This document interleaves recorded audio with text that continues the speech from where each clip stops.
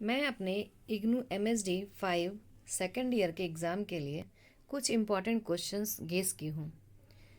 मैंने अपने खुद के एग्ज़ाम के लिए गेस किया हुआ है, परंतु मैं इसे अपने सभी दोस्तों के साथ साझा करना चाहती हूँ, क्योंकि मुझे पता है कि बहुत सारे ऐसे लोग हैं जो वर्किंग हैं और उनको पर इतना ज़्यादा पढ़ने का टाइम नहीं मिलता है, तो उनको कुछ फ़ायदा हो जाए इसके लिए।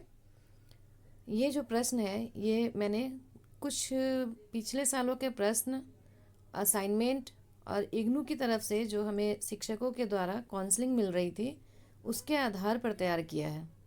मुझे पूरा विश्वास है कि इन 20 प्रश्नों में से 8 प्रश्न परीक्षा में आएंगे ही। तो देखते हैं प्रश्न कौन कौन से हैं। इसका दो तरह से प्रश्न आता है। 100 नंबर का पेपर होता है MSD 5, और इसमें खंड क और खंड ख दो पार्ट में प्रश्न पूछे जाते हैं। ये यहाँ से खंड ख है। इसको भी बांटा जाता है, जैसे कि ये खंड क है, तो खंड क में जो पहला प्रश्न होता है वो संस्कृत आचार्य और उससे संबंधित जो काव्य प्रयोजन होता है और इनसे ही संबंधित प्रश्न होते हैं। पहला और दूसरा प्रश्न ऐसे ही देखे जाते हैं। तो मैंने ये 3 प्रश्न यहाँ से लिए हैं। संस्कृत आचार्य द्वारा प्रतिपादित काव्य लक्षण, जो कि मुझे लगा कि ये बहुत BVI प्रश्न है। पाश्चात्य आचार्य तथा आधुनिक आचार्य द्वारा प्रतिपादित काव्य लक्षण और काव्य प्रयोजन, जो कि संस्कृत आचार्य और पाश्चात्य आचार्य के द्वारा जो काव्य प्रयोजन है वो वाले। इसके बाद जो दूसरा और लगभग कभी कभी दूसरा तीसरा, कभी कभी तीसरा चौथा, इस तरह के प्रश्न होते हैं। उसमें ये जो सिद्धांत हैं, 6 सिद्धांत हैं हमारे, उनमें से प्रश्न होते हैं। मैंने 2 सिद्धांत यहाँ पे लिया है, अलंकार सिद्धांत और ध्वनि सिद्धांत, और एक मैंने शॉर्ट क्वेश्चन में जो आचार्य कुंतक का लिया है ये वाला। 3 सिद्धांत को मैंने यहाँ पे लिया है 6 में से। मुझे लगता है इसमें से 1 या 2 सिद्धांत जरूर आएंगे एग्ज़ाम में। उसके बाद जो ये लास्ट वाला पोर्शन यहाँ पे होता है, इसमें आलोचना से प्रश्न होते हैं, जैसे रामचंद्र शुक्ल हो गए, रामविलास शर्मा हो गए। तो इस तरह के प्रश्न यहाँ पे देखने को मिलते हैं। मैंने जितने भी प्रश्न देखे हैं उसमें यहाँ पे कभी 1 और कभी 2 प्रश्न होते हैं। तो इसमें मैंने कुछ क्वेश्चंस गेस किए हैं। मुझे लगता है कि 4 पार्ट इसके हैं और ये चारों में से 1 या 2 क्वेश्चन जरूर आएंगे। रामचंद्र शुक्ल की प्रमुख की प्रवृत्तियों का मूल्यांकन कीजिए। हिंदी आलोचना में डॉक्टर रामविलास शर्मा के योगदान को बताइए। और पिछली बार जो हमसे पहले जो एग्ज़ाम हुए हैं, जो जून में एग्ज़ाम हुए हैं, उसमें इसी प्रश्न को मार्क्सवादी आलोचना की तरह पूछा गया था। कभी कभी प्रगतिवादी आलोचना की तरह पूछा जाता है। तो थोड़ा सा प्रश्न घुमा के भी पूछते हैं, तो उस तरह से हम अपनी तैयारी रखेंगे। और आचार्य शुक्ल पूर्व हिंदी आलोचना के का परिचय दीजिए और शुक्लोत्तर हिंदी आलोचना की विशेषता पर विचार कीजिए। शुक्ल से पूर्व और शुक्ल के बाद का जो आलोचना है, इस तरह के प्रश्न आते हैं। तो इसमें से अगर हम 4 में से 1 प्रश्न करते हैं, अगर चारों प्रश्न करते हैं तो 1 प्रश्न यहाँ से हमारा हो जाएगा। और जो सिद्धांत है, 6 सिद्धांत है, उसमें से 1 प्रश्न मैं यहाँ से करूँगी टच, और 1 प्रश्न मैं रखूँगी वो यहाँ से जो पहला प्रश्न होता है।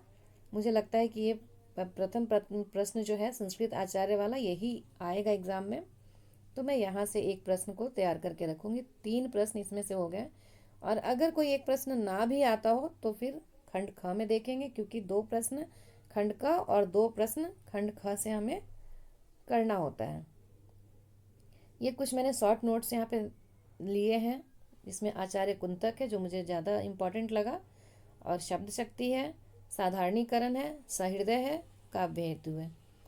इनमें से कभी कभी प्रश्न लॉन्ग भी बन सकते हैं, और जो लॉन्ग प्रश्न है उसमें से कोई कोई प्रश्न शॉर्ट भी बन सकते हैं। तो हम उस तरह से अपना तैयारी रखेंगे। खंड ख में हम देखेंगे कि ये बहुत ही इंपॉर्टेंट क्वेश्चन है, जो त्रासदी की परिभाषा देते हुए उनके प्रमुख तत्वों पर विचार कीजिए। ये जो पार्ट है प्लेटो और अरस्तु का, इसमें से 1 प्रश्न जरूर आता है, हर बार जरूर 1 प्रश्न यहाँ से पूछे जाते हैं। तो मैंने यहाँ पे 3 प्रश्न लिए हैं। अरस्तु के विरेचन सिद्धांत पर विचार कीजिए। अनुकरण के बारे में प्लेटो और अरस्तु की मान्यताओं के बीच अंतर स्पष्ट कीजिए।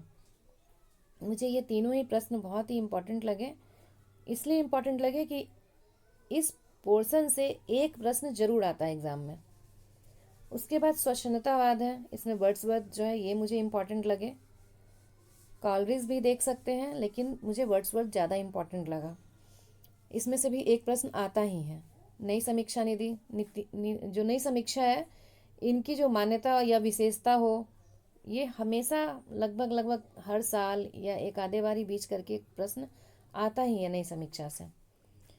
फिर रूपवादी समीक्षा पद्धति, मैथ्यू अर्नाल्ड नहीं आया है एक दो बार से, तो ये इम्पोर्टेंट मुझे लगा और ये आ सकता है।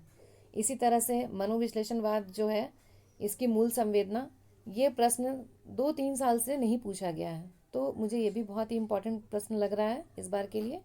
और उत्तर आधुनिकतावाद, एलियट के निर्वैयक्तिकतावाद, ये ऐसे प्रश्न हैं जो बार बार पूछे जाते हैं और कुछ ऐसे प्रश्न हैं जो नहीं पूछे गए हैं।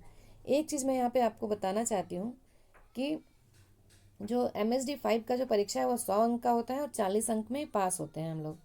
इसमें से कोई भी परीक्षा हो, चाहे MSD 1 हो, 2 हो, 3 हो, 5 हो, 9 हो, कोई भी परीक्षा हो, इसमें से 30% तक के अंक जो हैं वो असाइनमेंट के प्रश्न से पूछे जाते हैं। यानी कि 1.5 प्रश्न, 1.5 प्रश्न लेकर चलिए।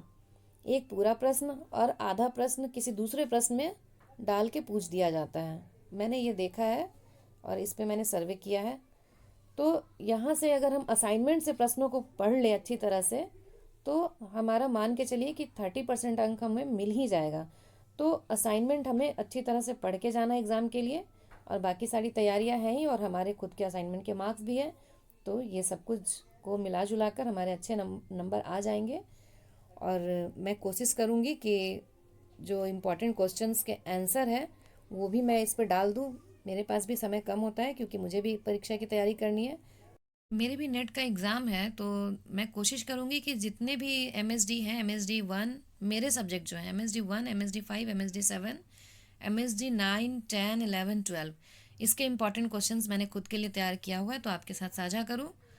और इनके आंसर्स भी मैं कोशिश करूँगी कि आपके साथ साझा करूँ। इंपॉर्टेंट क्वेश्चंस के जो आंसर है, जो VVI है, जो मैंने अपने लिए तैयार किया है, ताकि आपको मदद मिल जाए और इस तरह से आप इसका फ़ायदा उठा सके। इसलिए मेरे इस चैनल को सब्सक्राइब भी कर दें, जिससे कि जो भी मैं इस पर अपलोड करूँ आपको आपके तक पहुँचते रहें।